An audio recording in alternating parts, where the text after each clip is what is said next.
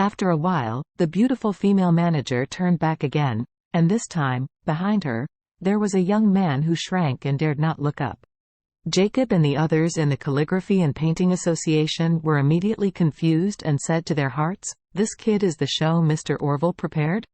This young man, there is nothing outstanding about him." However, at this moment, when the young man in front of him walked into the box, without saying anything, he immediately bowed to Orville and said respectfully and fearfully, "Uncle, I'm here to report to you. Please review it." The person who came was Lu Ming. On the same day, after mentioning the word, poor hanging, in the Champs-Élysées hot springs, Orville clearly told him that he would come to his front every other week to check it out in person. In order to make sure this guy dare not do any scar removal repairs, let alone plastic surgery. However, Orville didn't know that he came here today not to make a point, but to make a stand. From entering the door to now, Lu Ming has been counting the number of security guards silently. After entering the box, he took a closer look at the people in the box. Seeing that the box was full of old men, he was relieved. Even if this old master is a friend of Mr. Orville, he might not have any practical combat effectiveness. With a machete, he can knock them down. At this time, Orville said to Lu Ming, "Lu Ming, these are the leaders of our Orus Hill Calligraphy and Painting Association. Since it is the Calligraphy and Painting Association, it is natural to have a lot of research and attainments in calligraphy. Lift up, let Mr. Wilson and the others look at the human calligraphy on your forehead, and let everyone comment on it." Hearing this, Lu Ming's heart was instantly humiliated. He wanted to turn around and leave, but he knew very well in his heart that his father was still waiting for him to go back and report the situation before bringing someone in. Therefore, he must hold back now, and do a full set of acting. Thinking of this, he could only grit his teeth, slowly raised his head, and showed his forehead to everyone present. Although these old men are not young anymore, they are more or less presbyopia, but the words, "poor hanging," on his forehead are really eye-catching. Everyone recognized it at a glance. Chairman Pei said in surprise, "What's going on? This little gentleman, why should you engrave the word, poor hang, on his forehead?" Orville sneered and said, "This little brother usually has a bad mouth, and he likes to call others poor. He accidentally offended Mr. Wade and even called Mr. Wade poor hanging. Since he likes to say these two words, then we engraved them on his forehead so that he will accompany these two characters for the rest of his life." Jacob asked in surprise, "Is this lettering on his forehead because he offended my son-in-law?" "Yes." Orville nodded and said, "Your son-in-law, Mr. Wade." President Pei said in surprise, "Oh, Jacob, why haven't you told us that you have such a powerful son-in-law?" "Yeah." Zuwin also sighed, "Jacob, what you hide is too deep, it's really low-key."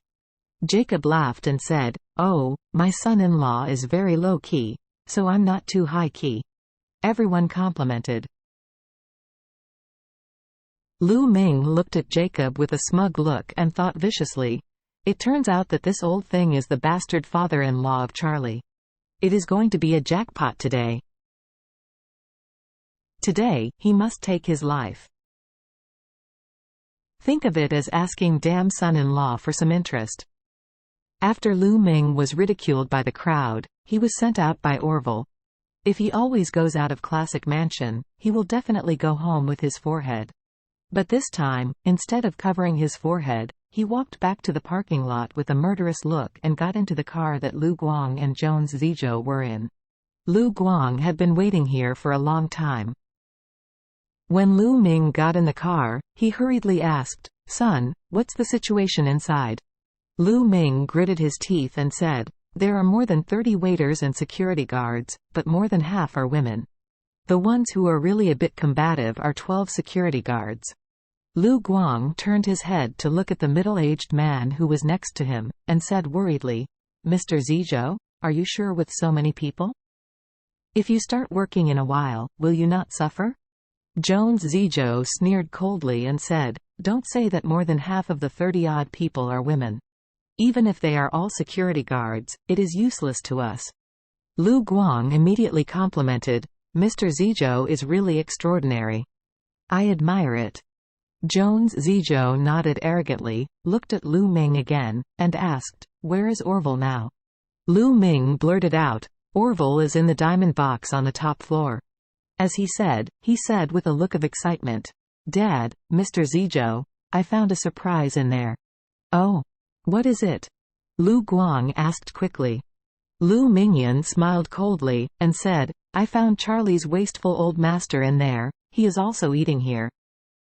"And he was in the diamond box. Orville was also there to wait on him, and we will go in for a while. Do you want him?" "Kill them together? Charlie's father-in-law?"